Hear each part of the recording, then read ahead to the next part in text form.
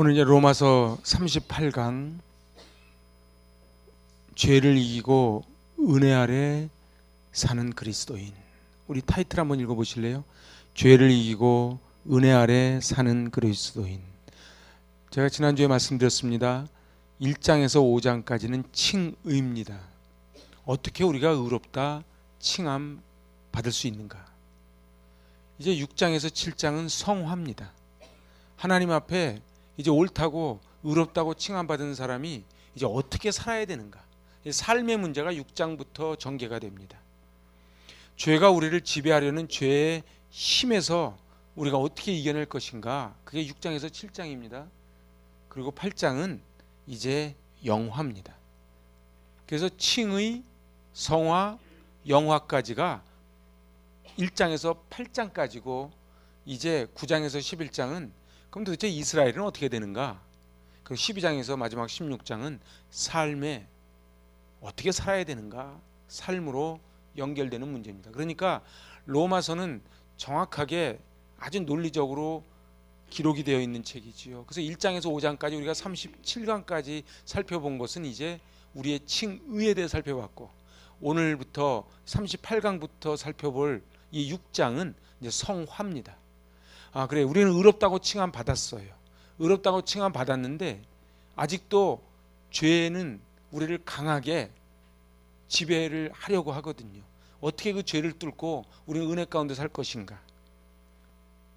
그래서 오늘 1절에서 5절을 제가 세 번역으로 한번 봤습니다. 같이 받들어 봉독합니다. 그러면 우리가 무엇이라고 말을 해야 하겠습니까? 은혜를 더하게 하려고 여전히 죄 가운데 머물러 있어야 하겠습니까? 그럴 수 없습니다. 우리는 죄에는 죽은 사람인데 어떻게 죄 가운데서 그대로 살 수 있겠습니까? 세례를 받아 그리스도 예수와 하나가 된 우리는 모두 세례를 받을 때에 그와 함께 죽었다는 것을 여러분은 알지 못합니까? 그러므로 우리는 세례를 통하여 그의 죽으심과 연합함으로써 그와 함께 묻혔던 것입니다. 그것은 그리스도께서 아버지의 영광으로 말미암아 죽은 사람들 가운데서 살아나신 것과 같이 우리도 또한 새 생명 안에서 살아가기 위함입니다. 우리가 그의 죽으심과 같은 죽음을 죽어서 그와 연합하는 사람이 되었으면 우리는 부활에 있어서도 또한 그와 연합하는 사람이 될 것입니다. 여기서 우리 1절이 굉장히 좀 어려운 구절이에요. 1절을 보면요, 그러면 은혜를 더하게 하려고 여전히 죄 가운데 머물러 있어야 되겠습니까? 여기 개역개정은 더 어렵게 써놨어요. 은혜를 더하게 하려고 죄에 거하겠느냐? 그래서 어떤 분들은 이렇게 합리화를 시키는 거예요. 은혜를 받으려면 그건 죄를 더 많이 져야 되겠네. 이렇게 잘못 해석한다는 거예요. 그런데 2절에서 뭐라 그래요? 그럴 수 없다. 왜요? 죄는 죽었는데 어떻게 죄에서 또 살겠는가? 칭의라는 것은 이제 죄에 죽은 거예요. 그러면서 뭘로 비교해요? 세례에다가 비교해요. 세례는 이미 예수와 함께 죽는 건데 어떻게 죽었으니 같이 부활을 해야 되는데 어떻게 죄로 종노릇하며 우리가 살 수 있겠는가? 지금 이 얘기를 하는 것입니다. 제가 2절 3절만 메시지 성경 한번 찾아봤습니다. 아주 쉽게 풀어놨어요. 같이 읽어볼까요? 죄가 다스리는 나라를 떠난 사람이 어떻게 거기 있는 옛집에서 계속 살 수 있단 말입니까? 우리는 짐을 꾸려 영원히 그곳을 떠났다는 사실을 모르십니까? 우리가 세례받을 때 일어난 일이 바로 이것입니다. 자, 그러니까 우리 그 세례라고 하는 게 무엇입니까? 세례는 물속으로 들어가는 거거든요. 그래서 물속에 들어가 가지고 죽은 거예요. 그래서 나는 죽고 예수가 산다. 이게 세례거든요. 근데 오늘 메시지 성경은 뭐라고 풀었냐 하니까 이걸 옛집이라고 표현한 거예요. 그렇죠. 이거를 우리식으로 표현하면 옛날 애인이 있는 거예요. 옛날 애인하고 막 사귀었는데 결혼을 한 거예요. 결혼을 했는데 옛 애인을 찾아가서 그와 만나기를 원한다면은 얼마나 어리석은 사람이겠습니까? 옛집에서 떠난 거예요. 우리는 이제 새 결혼을 한 거예요. 누구와? 예수님과 혼인을 한 거예요. 그런데 그곳을 떠났는데 계속 죄 가운데 사는 사람은 얼마나 어리석은 사람이냐? 마치 결혼한 다음에 옛 애인을 찾아가는 그러한 어리석은 사람과 같다. 지금 그렇게 메시지 성경은 풀고 있는 것입니다. 그러니까 오늘 이 문제가 우리는 어떻게 그러면 죄를 이겨낼 수 있겠는가? 그러려면 어떻게 해야 돼요? 내가 죄 가운데 내 힘으로는 이겨낼 수 없다는 것을 인정하고 들어가야 됩니다. 자, 그럼 세례가 뭐예요? 메시지 성경을 그대로 제가 풀어놓은 거예요. 물 아래로 들어갔을 때 우리는 죄라는 옛 나라를 뒤에 남겨두고 떠난 것입니다. 그 물에서 올라올 때 우리는 은혜라는 새 나라에 들어갔습니다. 그러니까는 옛 나라, 옛집이 뭐예요? 옛집이 죄예요. 그러면 새 나라, 이 새 집이 뭐예요? 은혜예요. 그러니까 우리 세례를 받을 때 이제 죄라는 나라를 떠나서 은혜라는 나라로 들어갔는데 여전히 예수 믿으면서도 죄의 나라를 기웃거린다면은 이게 말이나 되는 소리냐 이 말이에요. 말이 됩니까 안 됩니까? 안 되죠. 근데 우리는 죄 가운데 여전히 산다는 거예요. 죄에 대하여 죽었다고 하는 이 죄에 대하여 죽었다고 하는 말은 무슨 말인가? 우리의 존재가 원칙적으로는 죄에 대하여 죽은 거예요. 그래서 원래는 어떻게 해야 되느냐? 죄에 대해서 반응이 없어야 돼요. 그죠? 죽은 지렁이가 밟았는데 꿈틀하면 안 되지요. 우린 죄에 대하여 죽었으니 원칙적으로는 반응이 없어야 되는데 우리 현실은 어때요? 우리 안에 남아있는 죄성으로 인하여 여전히 죄를 짓는다는데 우리 딜레마가 있어요. 보세요. 우리는 원래는 세례 그러니까 죽은 거예요. 그 죽은 사람이 죽었다는 건 뭘 의미해요? 죄와 단절돼서 끝났다는 거예요. 근데 다시 우리 안에는 여전히 죄성이 남아있다 이런 얘기지요. 이게 이제 어려운 문제예요. 하나님께 붙들린 자는 바뀌지 않은 것 같아도 바뀌어 갑니다. 이거를 믿어야 돼요. 같이 읽어보실래요? 하나님께 붙들린 자는 바뀌지 않은 것 같아도 바뀌어 갑니다. 콩나물 시루에 물을 주면 다 빠지는 것 같지만 콩나물은 자라나는 거예요. 사람의 지혜로는 다 이해할 수 없는 하나님의 구원의 역사가 있습니다. 그래서 이 하나님의 구원의 역사를 믿어야 돼요. 내 힘으로 이겨내는 게 아니에요. 3절에 예수와 합하여 받은 세례, 이걸 십자가 사건을 이야기합니다. 자, 그러니까 예수와 합하여 세례를 받았다는 건 뭐예요? 내가 예수와 함께 십자가에 못 박힌 존재다. 그래서 갈라디아서 2장 20절이 나오는 거예요. 내가 그리스도와 함께 십자가에 못 박혔다는 거예요. 그게 십자가예요. 이 고난주간을 지내면서 내가 예수 그리스도와 함께 십자가에 못 박혀야 고난주간인데 나는 여전히 못 박히기를 거부해요. 그럼 어떻게 돼요? 부활의 영광이 없는 것이지요. 인간의 고집과 하나님의 고집이 만나면 누가 이겨요? 하나님의 고집이 이깁니다. 하나님의 고집. 어떠한 상황에도 우리를 포기하지 아니하시는 하나님의 고집. 만약에 우리가 하는 꼴대로 하면은 하나님이 우리를 100번 떠나도 우리는 할 말이 없는 존재인데 하나님의 고집 때문에 우리가 여기까지 왔다는 거예요. 내가 잘나서 여기까지 온 게 아니라는 거예요. 우리를 살리시기 위해 아들을 십자가에 내주는 하나님의 사랑이 우리를 포기하지 않으신다는 거예요. 그러니까 우리를 어떻게 사랑하셨다고요? 독생자 예수를 내어줄 만큼 우리를 포기하지 않으신다. 근데 사단은 뭐라 그래요? 사단은 하나님이 너를 버렸다 이렇게 만드는 거예요. 그래서 구원은 공짜가 아닌 거예요. 같이 읽어봐요. 우리를 구원하시기 위해 십자가에서 지불하는 어마어마한 대가. 그렇기 때문에 우리를 포기하지 않으시는 거예요. 생각을 해봐요. 제가 전 재산을 들여가지고 어느 걸 샀으면 그걸 포기하겠냐 말이에요. 하나님은 절대로 우리를 포기하지 않으신다는 거예요. 예수님 안에 있는 부활의 약속을 우리는 받은 자예요. 근데 여기서요, 중요한 건 우리는 시간과 공간의 과정 속에서 조금씩 성취되어 가는, 이걸 성화라 그래요.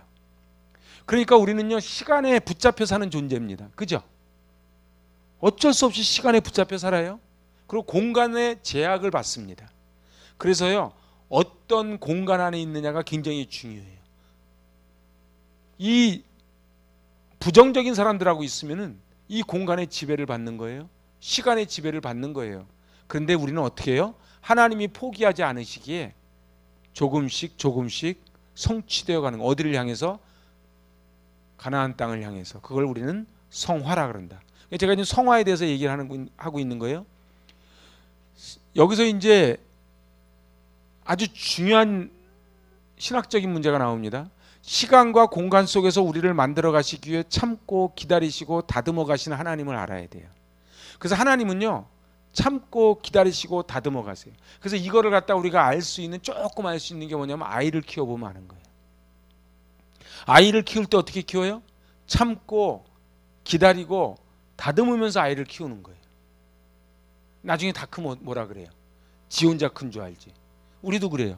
믿음이 좀 성장하면 자기 힘으로 믿음이 성장한 줄 알아요. 그래서 이미와 아직이에요. 이미 완성된 구원이에요. 이거는 예수님의 십자가를 통해 이미 성취가 된 거예요. 하지만은 아직이 뭐예요? 시공간의 한계 속에서 완성되어 가요. 그래서 우리는요, 인간은 시간과 공간의 제약을 받습니다. 그래서 우리는 아침에 은혜 받은 것 같은데 저녁에 또 변해버리는 거예요. 그렇지만 하나님은 우리를 참고 기다리시고 다듬어 간다는 거예요. 이게 놀라운 사실입니다.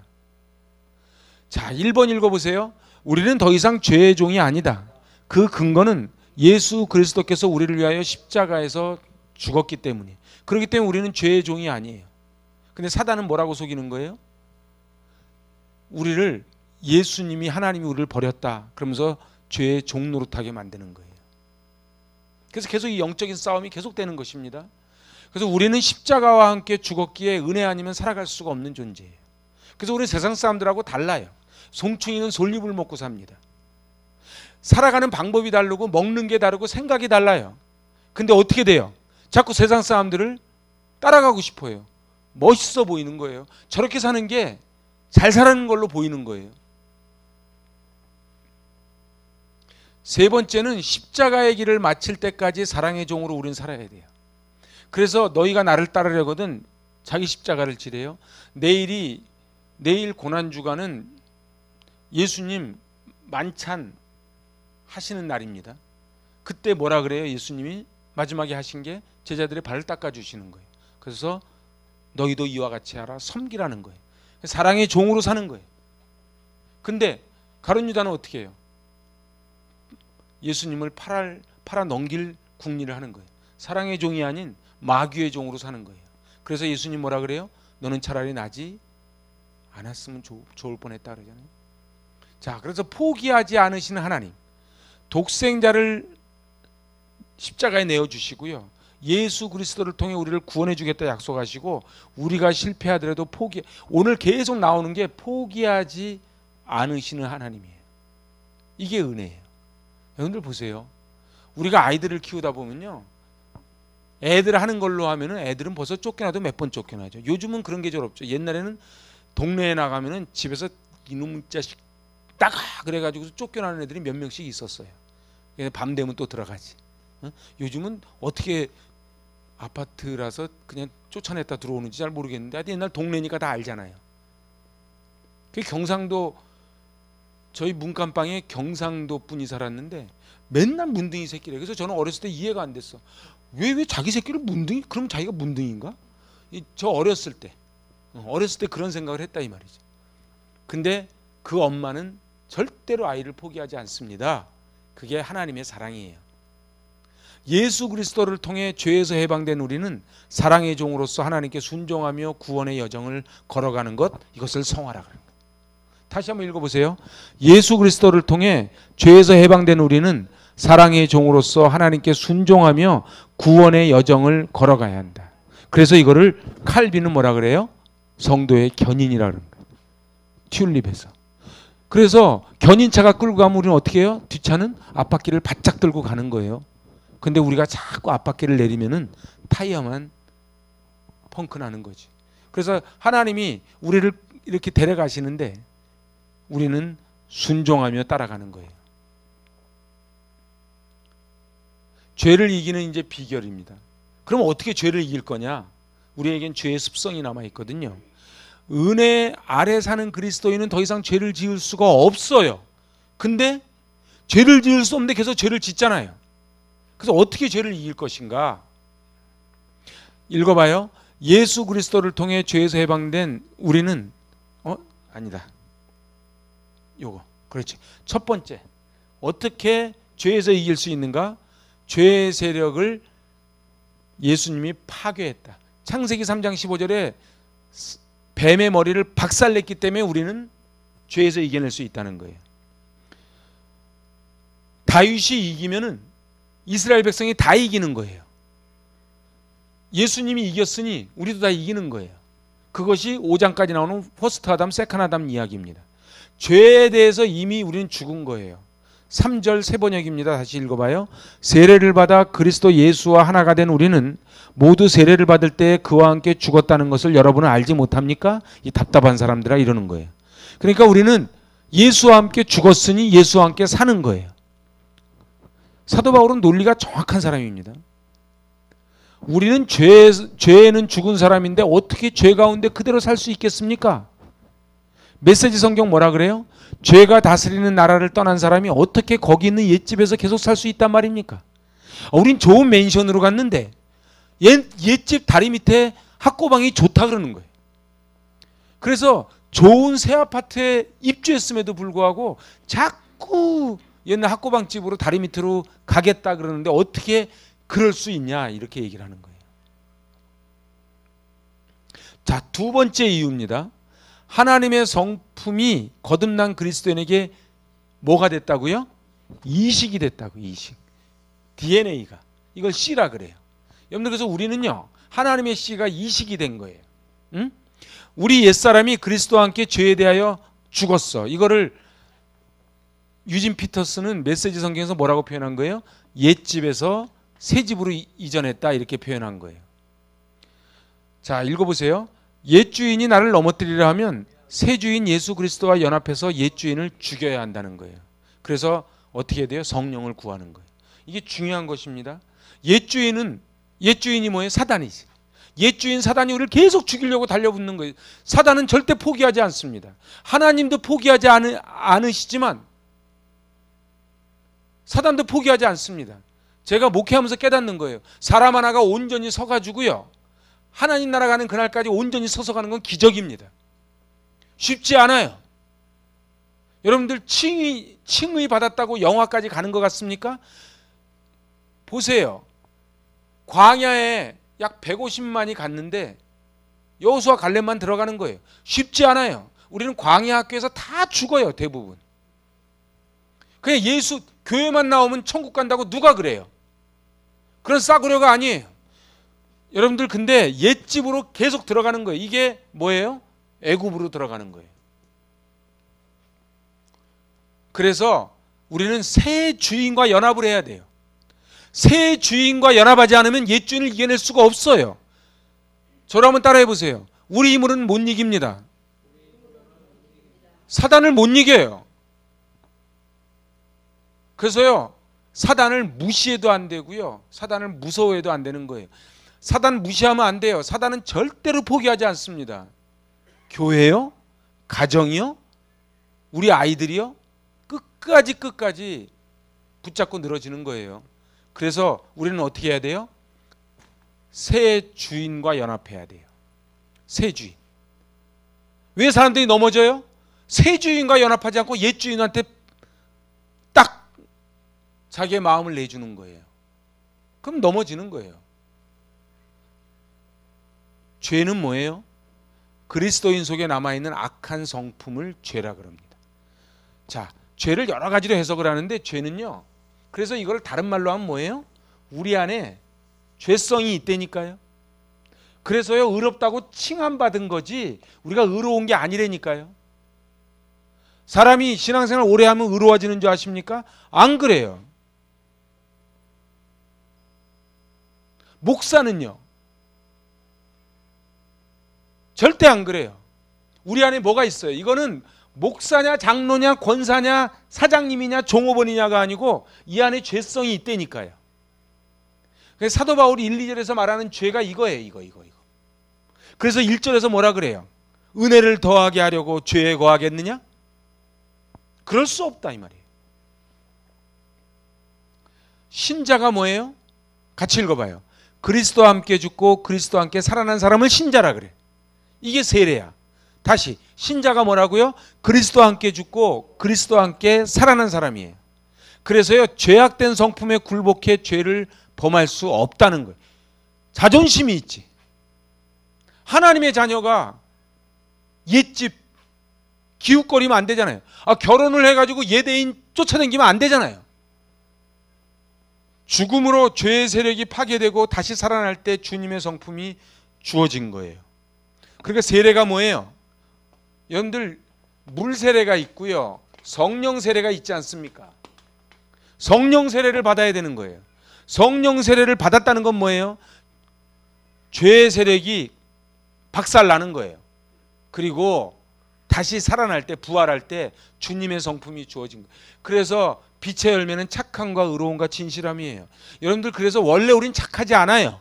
근데 예수 그리스도의 성품이 들어오니까 착해지는 거예요. 응? 근데 예수를, 교회를 다니는데 착하지 않고 진실하지 않고 공의롭지 못하면은 그거는 예수를 믿는 게 아니라 교회만 다니는 거예요. 이거를 성경에서 뭐라 그래요? 마당 뜰만 밟는다는 거예요. 그러니까 로마서가 이게 무서운 책이에요, 이게요. 자, 그럼 죽음이 뭐예요? 죽음. 죽음은요, 분리가 죽음이에요. 그죠? 여러분들 어때요? 그래서 우리 그거 뭐야? 전설 따라 삼철 이런 거 보면은, 전설의 고향 보면 그런 거 막 나오죠. 엑소시스트 영화 보면 그런 거 나오죠. 사람이 딱 죽으면 어떻게 돼요? 영이 쫙 올라가죠. 그래서 유튜브에서 죽음을 경험한 사람 이렇게 하면 쭉 나오는 게 있어요. 거기 보면 다 공통점이 뭔지 아세요? 자기가 자기를 이렇게 보고 있는 거예요. 자기가 자기를 이렇게 보고 있는 거예요. 이게 쭉 올라간다는 거예요. 그러면 이게 올라간다는 게 뭐예요? 분리되는 거예요. 영혼과 몸이 분리되면 죽는 거잖아요. 그죠? 사람은요, 영혼이 있을 때까지 사람입니다. 영혼이 떠나가면 사람은 시체라 그래요. 죄에 대하여 죽었다는 게 뭐예요?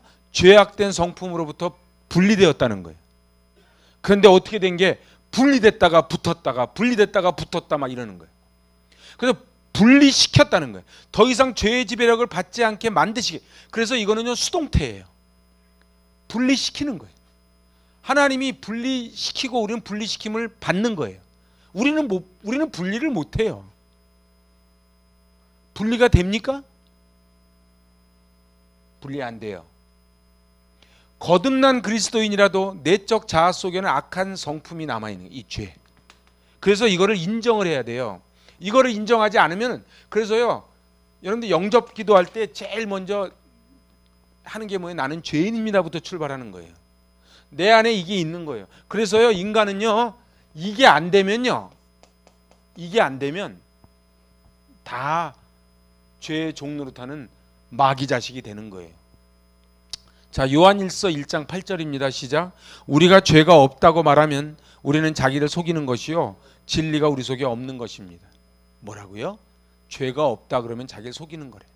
그러니까 우리 안에 저는 죄 없어요 그러면 자기를 속이는 거예요. 스스로 속이지 마라. 하나님은 만으로 여기지 마라. 우리 안에 죄가 있다. 이걸 인정하고, 성경은 정확하게 말하는 거예요. 우리 안에 죄가 없다 그렇게 말하면 속이는 거예요. 그리스도인이 죄를 이길 수 있는 삼중장치를 하나님이 마련해 놓으셨어요. 이게 복음이야. 제가 좀 글자가 작지만 일부러 한 화면에다 띄워놨어요. 잘 보세요. 첫째 장치가 뭐예요? 믿음으로 그리스도와 한 번 죽음으로써 나에게 왕노릇하던 죄의 지배력이 깨졌어요. 여러분들 보세요. 옛날에는요, 사단이 나의 왕노릇을 했거든. 바로가 왕노릇을 했거든. 근데 이제 홍해바다를 건넜잖아요. 홍해바다를 건너서 광야로 들어오면서 우리는 이제 하나님이 왕노릇하는 것으로 바뀌었다는 거예요. 두 번째, 죄를 미워하고 의를 사랑하는 마음이 생긴, 이게 뭐예요? 이 씨예요. 씨. 이식된 거예요. 그런데 우리한테 사랑의 마음이 없어요. 그죠? 근데 이식받은 거라니까요. 여러분들 근데 희한하게 이식받았다가 또 나갔다가 막 수술을 계속하면 안 되잖아요. 이식을 한번 딱 받으면 그 이식된 게 있어야 되잖아요. 그죠? 다른 장기를 이식받아요. 제가 이렇게 보니까 간 이식받은 분은 죽을 때까지 약을 먹는다 그러더라고. 왜냐하면 전에 살던 사람의 그 간이 되기 때문에. 그래서 간 이식받아가지고 생명이 길어질 확률이 별로 없대요. 우리나라에 몇 명 없대요.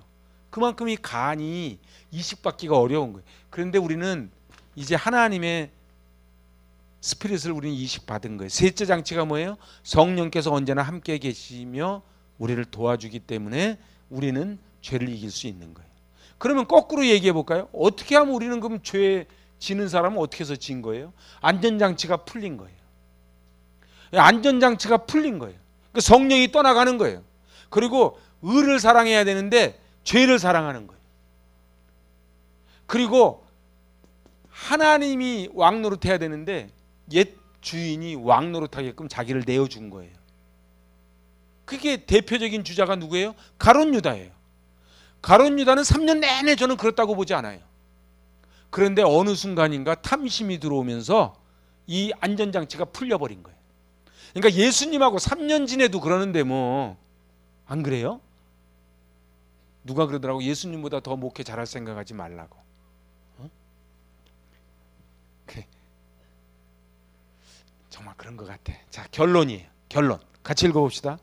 악한 성품이 내적 자아에 남아있더라도 거듭난 그리스도인에게는 이 삼중장치가 있어서 습관적으로 죄악된 행동 속에 살 수 없게 만드는 거예요. 잘 보세요. 이 안에 우리 안에 죄가 있어요. 그런데 삼중장치를 마련해 놓은 거예요. 그러니까는 웬만하면은 옛사람으로 안 돌아가는 거예요. 그럼에도 불구하고 이걸 다 뚫고 갔던 가룟 유다 같은 거는 네가 차라리 나지 말았으면 좋을 뻔했다 이런 얘기예요. 무서운 말씀을 하시는 거예요. 예수님이 아마 독사의 새끼들아 버금가는 진짜 무서운 말씀이 너는 차라리 나지 말았으면 좋을 뻔했다. 그러니까 죄에서 벗어나려면 죄의 지배를 받는 옛사람의 몸이 죽어야 돼요. 같이 읽어봐요. 죄에서 벗어나려면 죄의 지배를 받는 옛사람의 몸이 죽어야 한다. 옛사람이 죽어야 돼요. 예수님께서 십자가에서 죽으신 것을 믿음으로 나도 주님과 함께 죽었다고 고백을 하는 거예요. 그래서 고난주간이 뭐예요? 예수님이 월, 화, 수, 목 가신 그 길을 우리도 같이 걷는 거예요. 그게 사순절 묵상집이에요. 같이 걷는 거예요.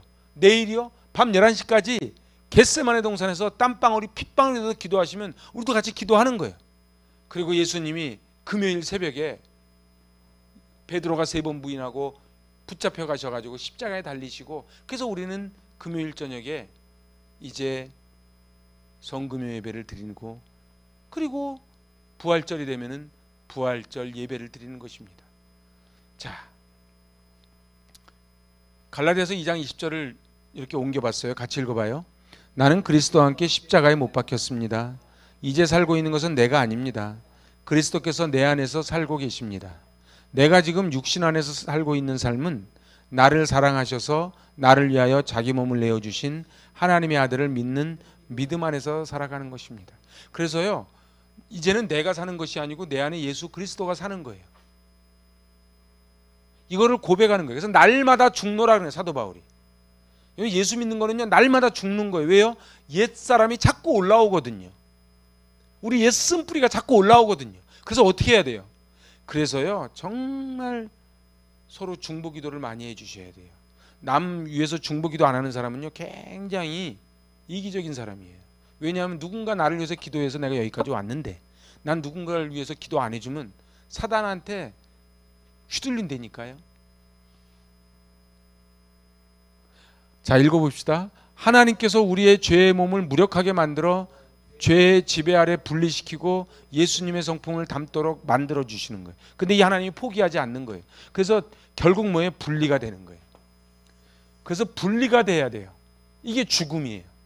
분리가 죽음이에요. 그죠? 그래서 육체와 영혼이 분리되듯 우리는 죄에서 분리돼서 예수님 성품을, 예수 믿는 게 뭐라고요? 교회 다니는 게 뭐라고요? 예수님 닮아가는 거라고요. 놀라운 게 그렇다네요. 여기 4장을 그렇게 이식받으면은 그 옛사람 그대로 그 사람 습관대로 막 가고 그런데요. 그 이식받은 사람들이. 응? 왜냐하면은 그 사람 걸 이식받았는데 그 안에 그 사람의 DNA가 있어서 그런가 봐요. 우리가 예수를 믿는다는 게 뭐예요? 하나님의 DNA. 하나님의 DNA가 뭐예요? 사랑. 근데 인간은 사랑해요, 안 해요? 사랑 안 해요. 그래서 성령의 9가지 열매는 단수예요. 사랑이에요. 믿음, 소망, 사랑 이 세 가지는 항상 있을 것인데 그 중에 제일은 사랑이라. 하나님의 기대치가 크다는 사실을 우리는 알아야 돼요. 하나님이 우리를 얼마나 크게 보시는지. 응? 그래서요, 제가 이걸 한번 잘 읽어봅시다. 하나님은 우리를 이 땅에 보내실 때요, 이렇게 보내신 거예요. 이렇게 보내셨어요. 자, 창세기 1장 28절입니다. 같이 시작. 하나님이 그들에게 복을 베푸셨다. 하나님이 그들에게 말씀하시기를 생육하고 번성하여 땅에 충만하여라. 땅을 정복하여라. 바다의 고기와 공중의 새와 땅 위에서 살아 움직이는 모든 생물을 다스려라. 이렇게 하고서 보내신 거예요. 우리 인간이 얼마나 위대한 존재이냐. 하나님의 DNA를 심어 주신 거예요. 이걸 우리는 이마고 데이라 그래요. 하나님의 형상이라 그래요. 하나님의 형상을 주시면서, 이거는 지금 선악과 따먹기 전이에요. 선악과 따먹기 전에 하나님이 복을 주시면서 생육하고 번성하여 땅에 충만하고 땅을 정복하고 그리고 살아 움직이는 모든 생물을 다스려라. 이렇게 원대한 꿈을 가지고 우리 인간을 보내신 거예요. 근데 우리 인간의 모습은 어떻습니까? 여기 다스리라 그랬더니만 잡아먹고, 서로 뺏고, 죽고 죽이고. 저 러시아가 우크라이나 자기들 땅이 모자라서 그렇게 뺏는 게 아니에요.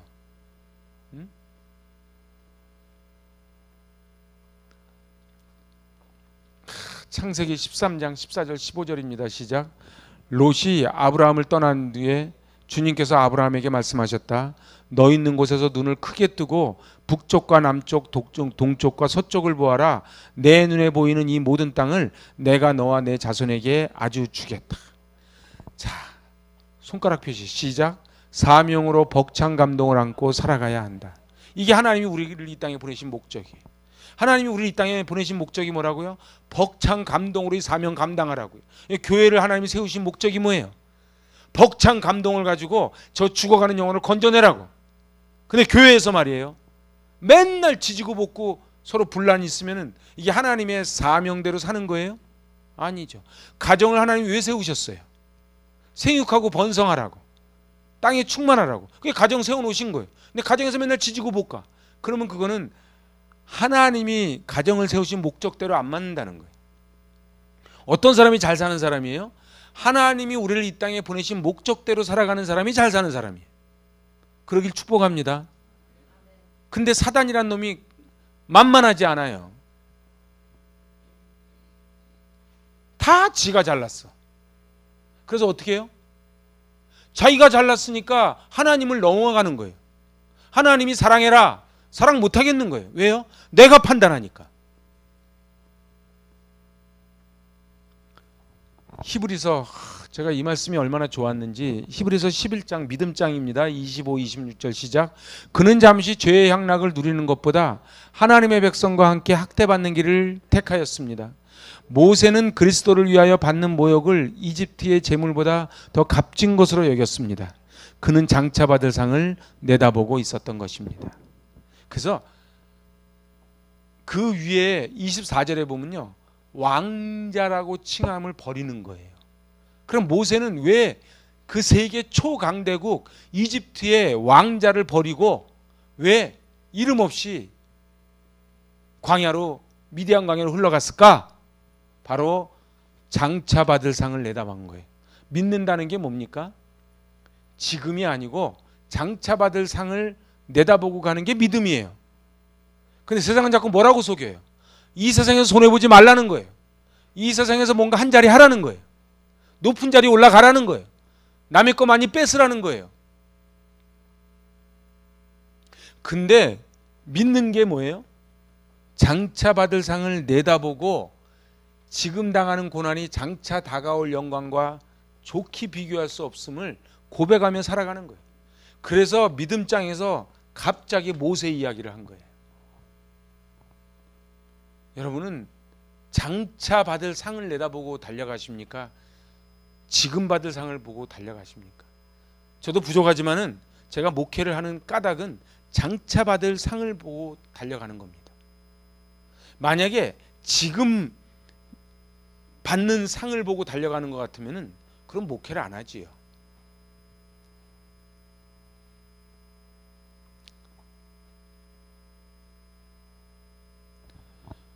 우리의 구원은 이미 예수님께서 이루셨기에 절대 실패할 수 없다는 거예요. 이게 중요한 거예요. 우린 실패할 수 없어요. 예수님이, 하나님이 포기하지 않으세요. 시작. 우리의 구원은 이미 예수님께서 이루셨기에 절대 실패할 수 없다. 하나님의 은혜를 누린다는 게 뭐예요? 하나님 앞으로 나아가는 거예요. 그래서요, 기독교는요, 앞으로 전진입니다. 기독교는 전진입니다. 기복이 있는 신앙의 여정이 있지요. 그래서 우리는 늘 쌓인 곡선을 그리잖아요. 이 쌓인 곡선을 그리는데 맨날 낙심하는 거고 떨어지는 것 같은데 나중엔 또 올라가고 또 떨어지고 올라가고 나중에 보니까 여기 떨어진 게 여기 올라간 것보다 더 높아지고 이렇게 가는 게 믿음 생활 아니겠습니까? 물론 다 그런 건 아니지만 그 제자리처럼 여겨지는 우리의 신앙이지만은 하나님께 붙들린 자는 바뀌지 않는 것 같아도 바뀌어 가는 거예요. 이게 중요한 거예요. 그래서요, 믿음이 뭐라고요? 자리를 지키는 게 믿음이라고요. 저는 가끔 이런 소리를 해요. 우리가 믿음이, 저 사람이요, 믿음이 좋아요. 저 사람 성경 많이 암송해요. 뭐 해요? 하나님 보실 땐 도끼인 개낀이에요. 응? 하나님 보실 때는 그 자리를 지켜주는 거예요. 그래서 신실이에요. 충성이에요. 그래서 그 자리를 끝까지 지키면은 하나님이 우리를 끌고 가시는 거예요. 하나님이 끌고 가시는 거예요. 근데 우리는 헛똑똑이들이 얼마나 많은지 몰라. 그게 다 자기가 잘났어.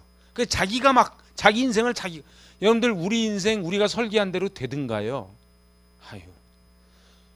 애들을 키워보면 압니다. 여러분들 애들이요. 애들 초등학교 다닐 때는 애들 다 꿈이 뭐라 그래? 요즘은 잘 모르겠어요. 옛날엔 다 대통령이라 그랬어요. 점점 이렇게 내려가잖아요. 사람의 지혜로는 다 이해할 수 없는 하나님의 구원의 역사가 있어요. 근데 왜 이해할 수 없어요? 이게 탕자의 아버지야. 여러분들 큰아들이 봤을 때는 아버지가 이해가 안 되는 거예요. 저 후레자식을 갖다가 왜 아버지가 품는지, 왜 나무라지를 않는지, 그죠? 근데 우리는 이해할 수가 없어요. 왜 하나님이 이처럼 사랑하시는지를 알지 못한다고요. 저희 교회도 그래요. 왜냐면 저희 교회에 여기까지 온 건 기적입니다. 아멘을 안 한다. 이건 기적입니다. 물론 다 애들을 많이 쓰셨지요. 근데 하나님이 하십니다. 앞으로도 하나님이 하실 겁니다. 제가 오늘 로마서를 준비하면서 이 은혜가 막 몰려왔어요. 하나님이 하세요. 내 눈물 나도록 고백을 했어요. 하나님이 하십니다. 하나님이 이기십니다. 하나님이 오르십니다. 제가 그 고백을 하는 거예요. 사람이 까불면 안 돼요. 목사요. 제가 얘기했잖아요. 그 이대 앞에 그 큰 교회 목사님이 저랑 연배가 같아. 그분 너무 좋은 분이야. 근데 갑자기 가신 거예요. 늘 나한테 있는 게 다 내 거라고 생각하면 안 돼요. 하나님이 잠깐 빌려주신 거예요.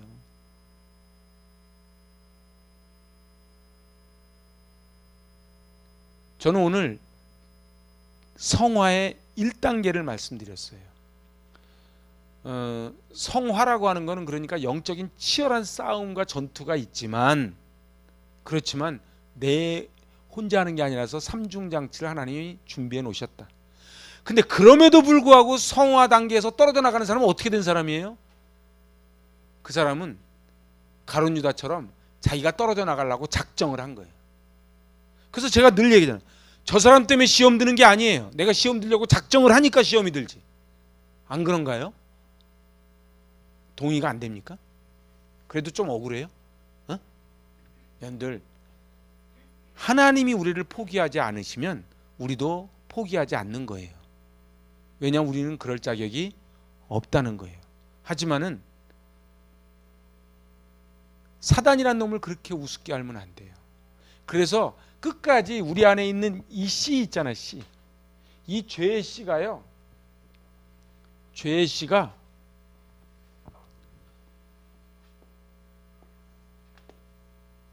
그래서 마귀에게 틈을 주지 말라는 거예요. 틈만 나면은 마귀가 여기를 쑤셔 나옵니다. 야, 저렇게 좋던 분이 저랬어? 원래 그런 분이에요. 에? 그래서요, 우리는요, 은혜로 그냥 캡슐을 씌우고 사는 거예요. 그죠? 그래서 이 은혜로 서로 사는 게 좋아요. 근데요, 은혜가 딱 벗겨지잖아요. 그러면 이 쓴뿌리가 분출하는 거예요. 그래서 어떻게 해야 돼요? 날마다 말씀과 기도로 덮는 거예요. 그럼에도 불구하고 확률이 별로 없다는 거예요. 우리 오늘 이제 말씀 마치면서 정말 심각하게 생각해봐요. 오늘 칭의보다 더 어려운 게 성화입니다. 그러니까 6장부터가 실질적이면서도 어려운 얘기가 막 나와요. 근데 우리는 모세처럼 갔으면 좋겠어요. 장차받을 상을 위해서 이집트의 왕자를 던지고 미디안 광야로 떠나갔던 모세 말입니다. 우리는 다 하지 못해요. 그래서 제가 이걸 맨 마지막 구절로 넣어놓은 거예요. 시공간 안에서 우리는 시공간의 지배를 받지만 하나님은 시공간 안에서 우리를 만들어 가십니다. 그래서 그것을 성화라 그래요. 그래서 우리는 영화의 단계까지 가는 거예요. 영화의 단계까지 가야 돼요. 그래서 요단강 건너가 만나야 되는데 요단강 건너가 만나려면 어떻게 해야 돼요? 정말 치열한 영적 전투에서 승리해야 돼요. 그래서 예배가 생명입니다. 여러분들 인간은요, 예배 드리지 않고 기도하지 않고 말씀 보지 않으면요, 인간은 옛사람으로 다 돌아가게 돼 있어요. 그래서 오늘 이 1절에서 5절까지 말씀을 다시 한번 쭉 보시고 우리 승리하시는 저 여러분 되시기 바랍니다. 기도합니다. 하나님 아버지 감사합니다. 죄에 대하여 죽은 우리가 어찌 다시 우리가 옛집으로 다시 들어갈 수 있겠습니까? 세례받을 때 우리가 예수와 함께 죽었는데 어찌 다시 죄가 살아날 수 있겠습니까? 그럴 수 없느니라. 오 하나님 아버지, 이 성화의 단계 모세처럼 장차받을 상을 향하여 달려가게 하여 주시고 하나님이 세워놓으신 안전장치를 점검하게 하여 주시고 저천성 갈 때까지 승리하게 하여 주시옵소서. 예수님의 이름으로 감사하며 기도하옵나이다. 아멘.